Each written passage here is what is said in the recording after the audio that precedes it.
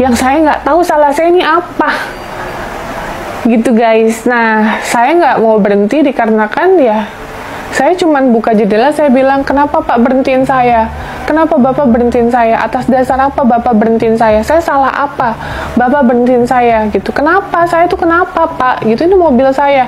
Udah finally kita berhenti karena mobilnya kita diselip gitu ya. Jadi kayak ada truk, terus ini posisi mobil, pokoknya kita di slip gitulah yang ngebuat kita ya udah kita harus berhenti. Kita berhenti.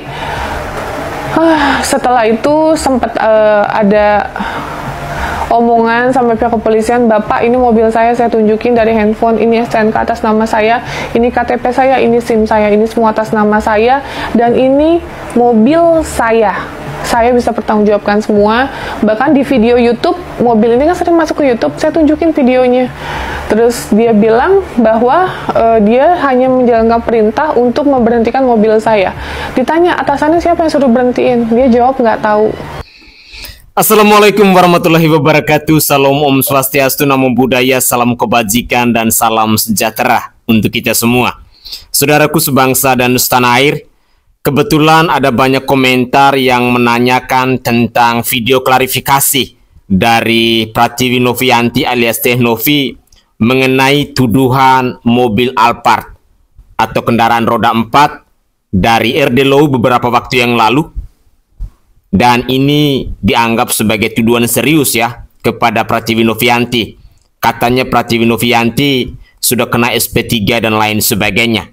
Tetapi kali ini saya ingin menyajikan cuplikan video ke hadapan pemirsa sekalian untuk mengetahui bersama-sama video klarifikasi yang disampaikan langsung oleh Pratiwi Novianti alias Teh Novi ini.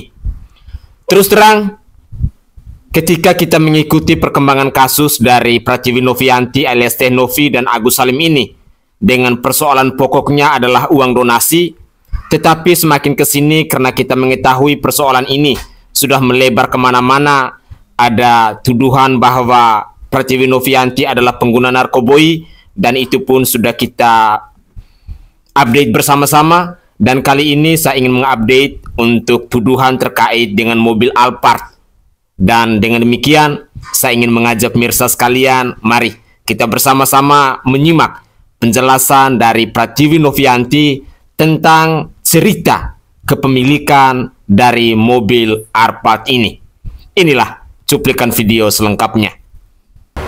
Pada tanggal 10 April 2023, temanku ini minta tolong bantuan sejumlah nominal uang. Dikarenakan waktu itu aku juga banyak banget pengeluaran, harus bayar THR, gaji karyawan, terus keluarga dan lain-lain. Jadi aku tidak memiliki spend uang yang terlalu banyak untuk membantu orang lain atau temanku yang lagi membutuhkan. Sedangkan yang dia butuhkan waktu itu sekitar hampir 200 juta. Nah, aku bilang sama beliau, ya udah, aku kan ada 2 mobil lagi. Kalau mau pakai satu mobil yang tidak pernah aku pakai, yaitu Alphard, silakan pakai. Aku bilang, tapi aku titip rawat. Jadi tidak ada bahasa gadai sama sekali. Titip rawat sama salah satu oknum. Terus jaminannya dia memberikan nominal 180 juta rupiah dan harus dibayar lagi sebanyak 200 juta selama 1 bulan. Aku bilang sama temanku, ya udah nggak apa-apa. Kalau nanti kamu nggak bisa bayar, aku bisa backup tanggal 25. Nggak perlu nunggu akhir bulan, jadi aku langsung bayarkan 200 juta tersebut dan aku bisa ambil mobilnya. Nah, finally, setelah kesepakatan, tanggal 12, kita ketemu malam hari, jam 10, itu di suatu pom bensin di daerah Tangerang, dan aku udah mulai curiga, kok ini transaksinya di jalan, bukan bener-bener di tempat untuk yang aku bisa ngelihat gitu loh. Oh, emang ada yang bisa dipercaya, ada mobil lain dan lain-lain gitu.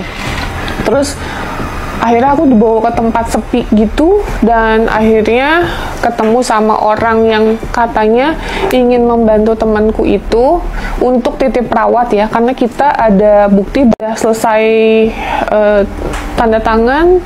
Dia bilang, nah transfer dulu 90 juta, sisanya besok. Oh ya udah, Toh temanku pun yang minta tolong nggak mempermasalahkan. Ya udah, akhirnya kita pulang. Besokannya aku masih belum curiga sama sekali, nggak ada pikiran gimana-gimana, karena aku percaya banget 100% sama orang yang aku percayakan untuk menjaga amanah gitu. Terus ya udah, besokannya ditransfer lagi 80 juta dan itu pun sempet terhambat, dan dia janjinya jam 11, ternyata jam 6 maghrib. Udah, akhirnya 180 aku transferkan ke temanku yang mau minta tolong itu. Sudah selesai, dan tanggal 14-nya, 14 April 2023, ada salah satu orang yang kita bantu melahirkan di rumah sakit. Nah, jadi pada tanggal 14 setelah aku keluar dari rumah sakit, aku iseng untuk melihat GPS yang ada di handphoneku, karena kan ada GPS yang ada di mobil tersebut dan tidak bisa untuk dibongkar ya guys. Tiba-tiba ada pergerakan dari Magelang ke Ungaran, yang notabene itu mobilnya jalan terus. Aku makanya langsung shock banget, bener-bener aku mikir gimana caranya kok ini mobil jalan. Ditelepon lah sama orang, sama temanku ini ke orang yang bertanggung jawab itu, sebut aja inisialnya T. Dia telepon, ini ada kok mobilnya. Dia dengan alasan kayak gitu, di mana mobilnya? Di Pamulang. Terus coba kita mau video call. Wah, dia udah mulai berkelit nih. Aku langsung bilang, Kak, ini tuh pemain dan sindikat. Aku langsung bilang gitu. Tidak ada diam-diam, kita rekam semuanya supaya tidak adanya fitnah. Dan di sana juga ada Babinsa, dan di sana ada warga juga yang lumayan banyak keluar gitu. Jadi nggak ada namanya kita diam-diam. Di situ rame banget posisinya. Saya ambil dengan kunci cadangan mobil saya, ya. Tidak ada pembobolan karena posisinya itu mobil saya pegang kuncinya sendiri. Yang kedua, itu ada di carport, yang notabene bukan garasi yang ada pintunya ketutup kita dobrak, itu nggak ada sama sekali, ya. Jadi ada di carport yang tidak ada gerbang, ya, tidak ada gerbang. Saya cuma ambil kluk gitu, terus akhirnya mobil kebuka, saya cek ada yang ini apa enggak, udah banyak yang berubah ya, yang banyak penambahan, banyak yang saya ngerasa ini udah dirubah-rubah nih gitu. Tapi saya mikir udah nggak apa-apa, yang saya fokus hanya fisik mobil saya ada ketemu, udah alhamdulillah banget. Terus pihak dari Babinsa saya sana ngetok-ngetok rumah tersebut, kita sebut aja Bapak H ya. Nah, Bapak H ini diketok-ketok, Pak, ini ada yang mau ngambil pemilik mobil, itu di videonya semua ya. Terus ditelepon juga berkali-kali, dia nggak keluar. Yang tadinya ada pihak keluarganya yang datang keluar gitu ya, ini nggak keluar sama sekali. Terus diketok-ketok rumahnya juga nggak ada yang buka, ditelepon nggak diangkat, tapi sempat keangkat, ada yang telepon dari pihak keamanan sana juga. Yang intinya dia mengetahui gitu. Terus karena saya ngerasa ya udah, ini kan mobil saya, ini kan pure semua atas nama saya, jadi payah saya, dan saya nggak tahu menau urusan dia mau apa saya nggak tahu menau. Yang jelas ini mobil saya, yang ada pikiran saya cuman itu. Akhirnya saya pergi, saya sempat mampir dulu. Kenapa-napa, ini bukan tindak kriminal, ini saya malah korban yang notabene di titik perawat tiba-tiba ujuk-ujuk udah ada di daerah Ungaran gitu loh. Dibilang rugi, ya jelas saya dirugikan, mobil saya udah dibongkar-bongkar. Coba. Tapi saya mikirnya ya udahlah, mau gimana pun kondisi mobil saya, yang penting fisiknya ada, itu aja udah yang saya pikirin udah. Nah, terus setelah dari sana kita langsung meluncur dan ngebut gaspol guys ke rest area Batang, kilometer 386 kalau nggak salah ya. Jadi kita sempat mampir dulu untuk ke toilet karena belum ke toilet sama sekali, kita dari bablas terus sama beli minum untuk buka puasa ya. Baru mau masuk mobil, saya udah dihadang sama salah satu oknum polisi dan sama ormas ya. Salah satu ormas, aku nggak mau sebut namanya ormasnya apa, tapi ormasnya ini ramean dan yang katanya sering banget preman di daerah tersebut, guys, ya. Aku nggak tahu menau, tapi yang jelas di sini saya menjelaskan dengan sopan. Awalnya saya dibentak-bentak di video tersebut. Jadi saya dibilang katanya, ini kan masih sengketa mobilnya, kamu mencuri mobil. Hah? Saya mencuri mobil? Mobil siapa yang dibilang mencuri? Mana buktinya? Kalau emang dia yang merasa dia memiliki mobil itu, mana STNK-nya atas nama siapa? Saya balikin dong, ya kan? Mana perjanjiannya? Mana perjanjian saya kenal sama si Bapak H itu mana? Saya langsung bilang, Pak, cek handphone saya. Saya tidak kenal sama si Pak H, saya tidak kenal sama yang di Magelang, si Pak L, saya nggak kenal sama Pak S, sama Pak T, saya nggak kenal sama sekali. Waktu pada saat saya menitip perawatkan, saya sama yang pertamanya saya nggak kenal, si Bapak T ini nggak kenal. Jadi saya udah percaya sama teman saya aja gitu loh. Saya pikirannya udahlah, pikiran baik, yang namanya kita mau nolong, udah nggak ada pikiran gimana-gimana. Ya udah gitu, dan ternyata jadi seperti ini yang menjadi pelajaran juga untuk saya gitu. Nah, udah selesai dari situ, kita ditahan-tahan sampai mungkin pasti di sana ada CCTV-nya, itu pasti ya guys, tidak mungkin nggak ada di sana. Akhirnya kita ditenangin sama salah satu security di rest area tersebut. Aku lupa nama bapaknya siapa, mungkin bapaknya juga nonton. Apa ngejar saya, atas dasar apa? Saya mencuri dari mana? Karena kan dia menuduh saya mencuri. Terus saya bilang, mana buktinya? Sekarang saya bilang, mana perjanjian kita? Saya aja nggak kenal sama bapak, saya aja kagak tahu bapak tuh siapa gitu. Kalau emang saya ada komitmen dan ada perjanjian, bukan sama bapak, saya nggak kenal sama bapak, tetapi sama Pak T. Saya ngapain harus mengembalikan uang yang notabene saya nggak kenal sama dia langsung ke dia? Buat apa gitu loh. Terus saya jelaskan bahwa kita pun pada saat kemarin sudah mencari Pak T itu ke Bogor. Bahkan kita bilang akan menyelesaikan tanggung jawab kita. Udah nggak usah nunggu seminggu lagi, udah nggak usah nunggu sebulan lagi. Saya mau bayarkan sekarang. Saya kirim buktinya bahwa uangnya ini udah ready. Saya kirimkan, terus si Pak T berkelit. Oh iya, lagi saya siapkan. Oh iya ini, oh iya itu, udah mulai berkelit tuh guys. Udah mulai, aku mikir ini udah pasti nih pemain gitu loh. Nah, saya jelaskan juga sama Bapak H tersebut gitu. Terus ya udah kamu bayar sama saya, intinya gitu. Dia minta sejumlah uang yang notabene besar banget buat saya, 530 juta rupiah. Terus saya langsung kayak shock banget. Terus kok bisa dari 180 ke 530 juta? Tapi yang saya bingung, kok ngomongnya beda-beda sih Pak ini. Pada saat ketemu sama abang-abang kita, dia bilang tidak ada bukti penerimaan uang, ya, nggak ada bukti transaksi, tidak adanya aliran uang sama sekali. Jadi kok dia tiba-tiba marah untuk minta nominal uang, itu agak bingung sih saya. Jujur saya langsung kayak mikir ini maunya apa sih. Udah, alhamdulillah nggak lama kemudian abang-abang kita itu datang. Nah, sebelum abang kita datang juga saya sempat ngomong sama oknum polisi itu, Bapak kan katanya aparat hukum, mana Pak suratnya, surat perintahnya mana, surat jalan atau izinnya mana, saya atas dasar apa saya salah ditahan, mana suratnya. Security tersebut juga menanyakan hal tersebut, tapi Bapak polisi dengan tenangnya main handphone dan tidak mendengari saya.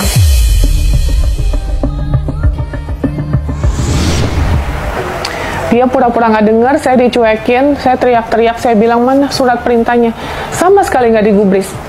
Akhirnya abang-abang kita datang, terus ngobrol sama oknum-oknum ini ya, sama ormasnya dan sama aparat kepolisiannya, satu orang itu. Saya mikir udah case close, kita langsung jalan. Yang saya nggak tahu salah saya ini apa, gitu guys. Nah, saya nggak mau berhenti dikarenakan ya, saya cuman buka jendela, saya bilang, kenapa Pak berhentiin saya? Kenapa Bapak berhentiin saya? Atas dasar apa Bapak berhentiin saya? Saya salah apa?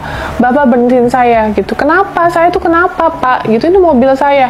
Udah finally kita berhenti karena mobilnya kita diselip gitu ya. Jadi kayak ada truk, terus ini posisi mobil, pokoknya kita di slip gitulah, yang ngebuat kita ya udah kita harus berhenti. Kita berhenti. Setelah itu sempat ada omongan sampai pihak kepolisian, Bapak ini mobil saya tunjukin dari handphone, ini STNK atas nama saya, ini KTP saya, ini SIM saya, ini semua atas nama saya, dan ini mobil saya. saya bisa pertanggungjawabkan semua. Bahkan di video YouTube, mobil ini kan sering masuk ke YouTube, saya tunjukin videonya. Terus dia bilang bahwa dia hanya menjalankan perintah untuk memberhentikan mobil saya. Ditanya atasannya siapa yang suruh berhentiin, dia jawab nggak tahu. Seperti itu. Jadi terus saya menghubungi kuasa hukum saya untuk segera meluncur datang ke lokasi saya. Dikarenakan udah banyak banget polisi yang semakin banyak menghadang, katanya kita mengganggu pengemudi lain yang notabene loh kan yang ngeberhentiin dari PJ tersebut, terus kita disalahin lagi gitu. Terus banyak banget, bukan satu oknum aja kepolisian yang membawa senapan laras panjang, guys. Jadi di situ saya benar-benar ngerasa tertekan, bukan karena saya ngerasa saya salah, tapi saya ngerasa saya benar. Tapi apakah harus kebenaran dan mau meminta keadilan diperlakukan seperti ini gitu. Itu trauma saya yang nggak bisa dibayarkan oleh apapun. Traumanya sampai detik ini kalau ngeliat PJR tuh trauma banget gitu. Terus pas polisi nyamperin kita, dan itu bolak-balik berkali-kali polisi nyamperin, tuh saya jelasin, Pak ini STNK atas nama saya, ini saya YouTuber Pak, buat apa sih Pak saya harus bohong-bohong gitu loh ngambil mobil yang bukan hak saya. Bukan aku pengen diakuin sebagai YouTuber, enggak, maksudnya mobil ini sering masuk ke YouTubeku, jadi kalau Bapak mau cek silakan cek gitu. Terus nanya lagi polisi, pergi lagi, nanya lagi polisi dengan polisi yang berbeda-beda. Oke guys, itulah video klarifikasi dari Pratiwi Novianti dalam menjawab tuduhan dari RD Law beberapa waktu yang lalu.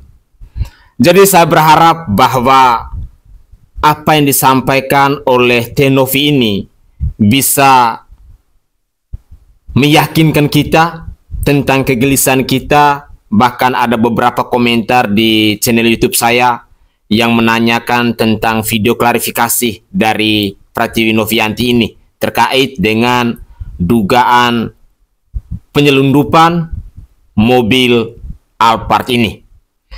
Dari cuplikan video ini, kita jadinya tahu bahwa ternyata sesungguhnya mobil itu adalah milik dari seorang Pratiwi Novianti alias Teh Novi.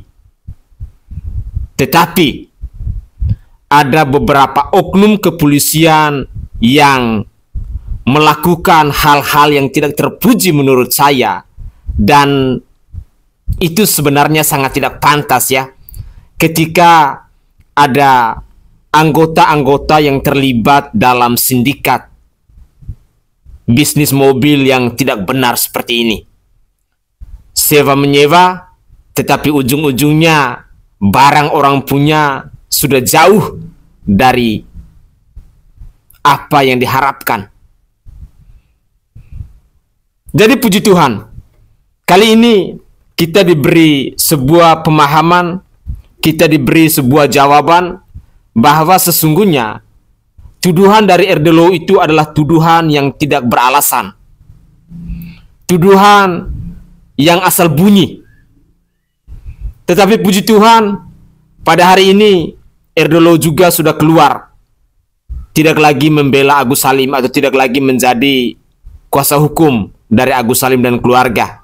Jadi murni yang menjadi kuasa hukum saat ini hanya Farhad Abbas seorang diri. Tidak tahu, mungkin besok lusa ada yang mendampingi seperti Rasman Arif Nasution dan lain sebagainya, kita tidak tahu. Dan saya berharap bahwa video klarifikasi dari Teh Novi ini bisa menjawab keraguan kita selama ini ya. Dan mari kita pantau terus tentang perkembangan terbaru dari kasusnya Pratiwi Novianti dengan Agus Salim ini.